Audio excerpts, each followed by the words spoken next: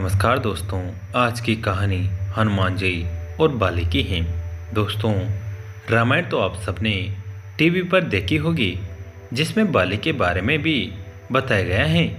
लेकिन आज हम आपको एक ऐसी कथा बताने जा रहे हैं जो ना तो कभी टीवी पर दिखाई गई है और ना ही आपने कभी सुनी होगी।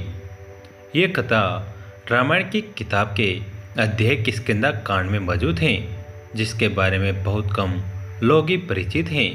रामायण की पुस्तक किष्किंधा कांड में अध्याय 5 से लेकर अध्याय 26 तक बाली का वर्णन किया गया है, लेकिन टीवी सीरियल वाले रामायण में सिर्फ बाली के वध के बारे में दिखाया गया है। बाली सुग्रीव का बड़ा भाई था। बाली किष्किंधा का राजा था। बाली ने अथाह बल की चाह में ब्रह्मा जी की एक बार घोर तपस्या की।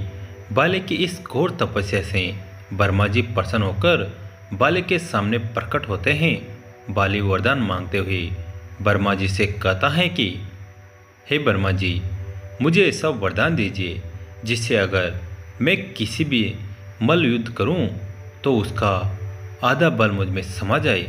ब्रह्मा जी बाली को यह वरदान देकर वहां से विलुप्त हो जाते हैं।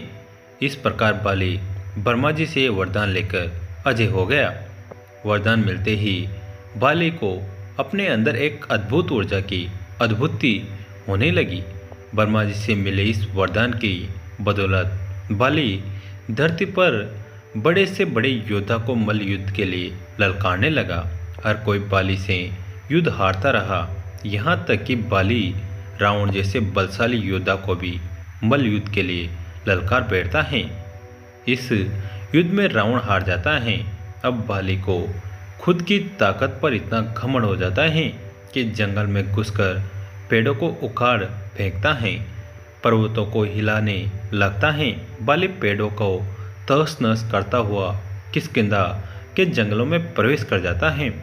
इसी जंगल में कुछ ही दूर हनुमान जी अपने आराध्य देव श्री राम जी की भक्ति में लीन राम नाम का गुणगान कर रहे थे। इधर बाली ने पूरे जंगल में कौतूहल मचा रखा था, जिससे हनुमान जी की भक्ति में बाधा आ रही थी।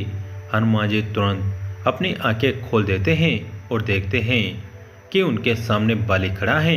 हनुमान जी ने जब अपने चारों तरफ नजर घुमाई तो देखा कि बहुत सारे पेड़ जमीन पर गिरे पड़े हैं।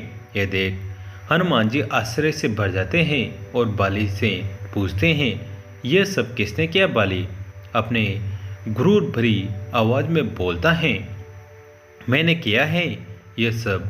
अपनी ताकत के घमंड में चूर बाली हनुमान जी को मल्ल युद्ध के लिए चुनौती भी दे बैठता है।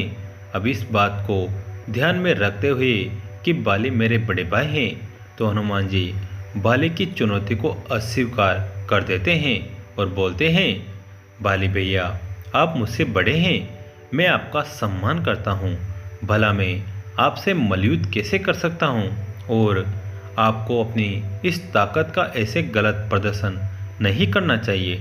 इन पेड़ पौधों को नुकसान क्यों पहुँचा रहे हो? इन पेड़ पौधों पर पक्षियों के घर होते हैं, जीव जगत को ऐसे कष्ट मत पहुँचाओ।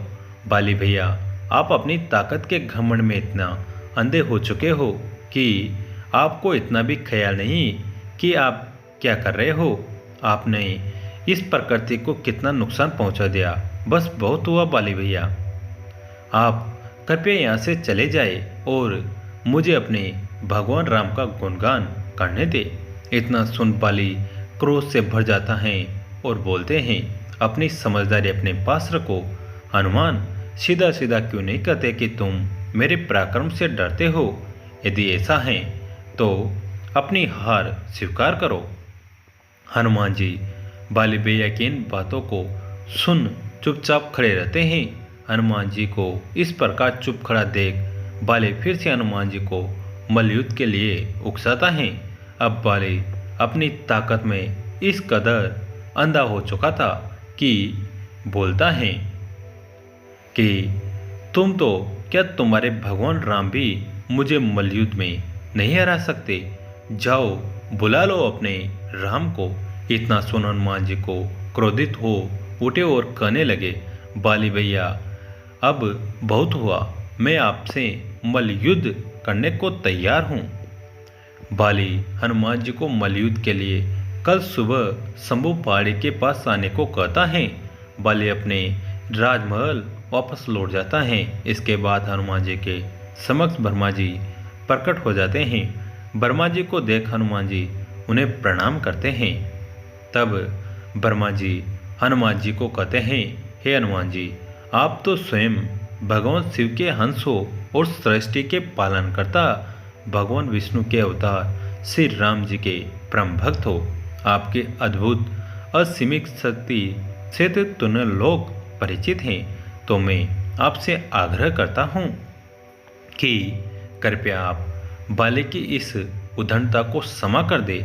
आप उनसे मल्लयुद्ध ना करें। यह सुन हनुमान जी बोलते हैं, हे परमपिता ब्रह्मा जी, कृपया आप ऐसे हमसे प्रार्थना कर हमें शर्मिंदा न करें। हे ब्रह्मदेव, अगर बात सिर्फ युद्ध की होती तो मैं आपकी बात अवश्य मान लेता, लेकिन बाली भैया ने मेरे आराध्य श्री राम जी को ललकारा है, तो मैं युद्ध से पीछे कैसे हट सकता हूँ।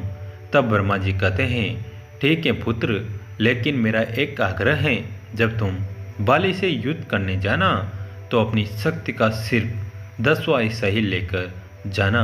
शेष हिस्सा यही श्री राम के चरणों में रख देना। युद्ध के बाद आप अपना हिस्सा शेष हिस्सा फिर से धारण कर लेना।